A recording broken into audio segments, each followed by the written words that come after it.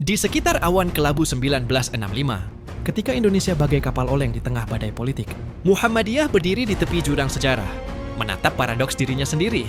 Huru-hara tahun itu mengisahkan bagaimana organisasi ini, laksana pohon tua yang kokoh namun lentur, menghadapi gelombang anti-komunis dengan cara yang tak biasa.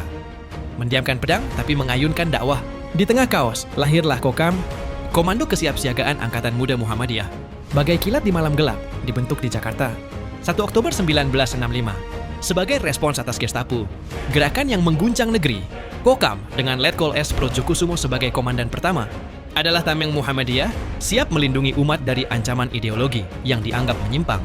Tapi, sejauh yang gue telusuri, tak ada bukti mereka ikut mengayunkan parang dalam pembantaian massal PKI.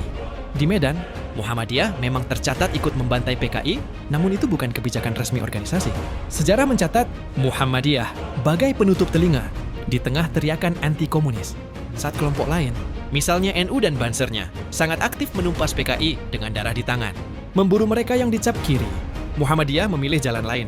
Di Yogyakarta, riset Mark Woodward dalam Only Now Can We Speak, Remembering Politicide in Yogyakarta, bilang orang-orang Muhammadiyah justru jadi pelindung, menyembunyikan mereka yang dituduh PKI dari amukan masa Orde Baru. Ironi bukan?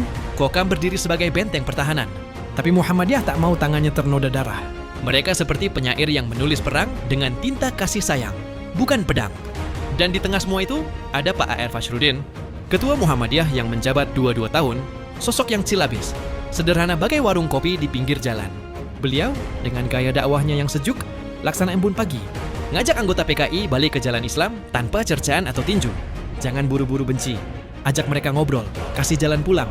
Kayak gitu vibe-nya. Muncul polemik, banyak orang anggap Muhammadiyah melindungi orang PKI. Padahal, Muhammadiyah yang dipimpin Pak A.R. cuma pengen agar mereka kembali ke jalan yang benar. Dan kalaupun mereka terbukti salah, hukum harus ditegakkan secara adil.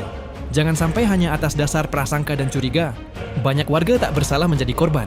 Beliau bilang, jadi Muhammadiyah itu berat bro, harus sabar hadapi cemoohan, bahkan dikafirkan.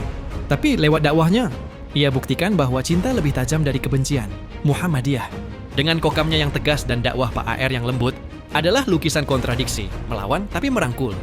Berdiri tegak, tapi tak lupa menunduk rendah. Mereka menolak jadi algojo, memilih jadi penutup luka di tengah badai 1965. Seperti indie band yang mainkan nada melankolis di tengah keramaian.